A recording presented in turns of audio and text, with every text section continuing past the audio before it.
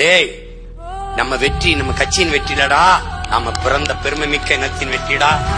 நம்ம மண்ணும் மக்களும் இனமும் மானமும் பாதுகாப்பா வாழணும்னா நம்ம வென்றே தீரணும்டா வழி.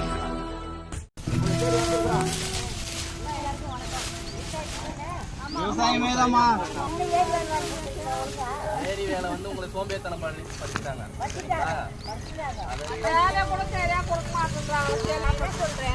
எந்த ஏரி கொடுத்து தண்ணி கிடையாது. அப்ப எப்படி வேளாண்மைக்கு வேலை வருது? விவசாயம் பண்ணுவீங்க, அப்ப எப்படி வேலை இருக்கு? ஓட்டு கேட்டு வரவங்க கிட்ட நீங்க கேட்கணும். நீங்க தயவு செய்து அவங்க கொடுக்குற காசை வாங்காதீங்க.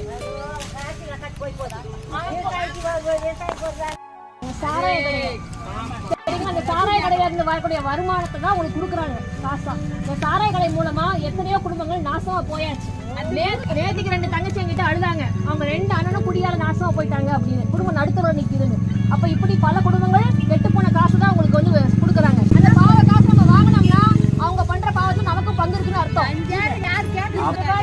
போன ஒரு வாரத்துல மட்டும் 6 பெண் பிள்ளைங்களை வந்து பாலியல் வன்கொடுமை பண்ணி கற்பழிச்சு கொண்டுட்டாங்க.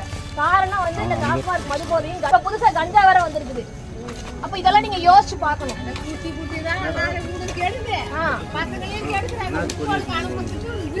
9ஆம் வகுப்பு 10ஆம் வகுப்பு படிக்கிற பசங்க எல்லாம் இப்ப கையில பாட்டில் நீங்க யோசிச்சு பாக்கணும். உங்க பிள்ளைங்களோட எதிர்காலம் எப்படி இருக்கும்? தயவு செய்து யோசிச்சு வாக்கு செலுத்துங்க. செட்டேரி அணைக்கு தண்ணி வந்தாதான் எல்லா ஏரி குளத்துக்கும் தண்ணி வரும். அப்பதான் விவசாயம் நடக்கும். இல்லைன்னா உங்களுக்கு யாருக்கும் வேலை இருக்காது.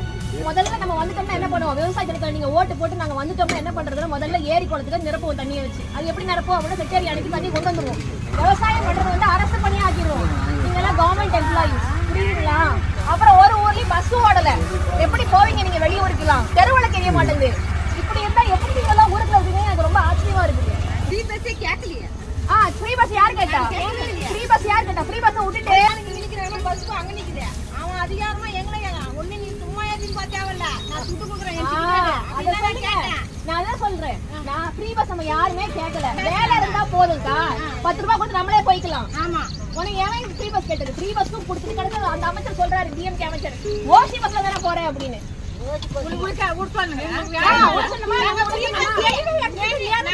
எப்போ பஸ் விட்டு கீழே இறங்கி அந்த பஸ்ல தின்னாங்களோ அதோட சேர்ந்து ஃப்ரீ பஸ் ஏறதில்ல. காசு கொடுத்து தான் போறேன், காசு கொடுத்து தான் வரேன். ஓட்டு கேட்டு வந்தாங்க, நிக்க வச்சு நாக்கு பிடிச்ச மாதிரி சரிங்களாமா? திமுக கார் வந்துட்டாங்க. கண்டிப்பா நீங்க வந்து வாக்கு செலுத்துனீங்கன்னா மறுபடி ஏமாந்து போவீங்க. ஒரு முறை ஏமாறலாம், திரும்ப ஏமாறது யாரோட குற்றம்? ஏமாந்துதான் பண்ணிட்டு தான்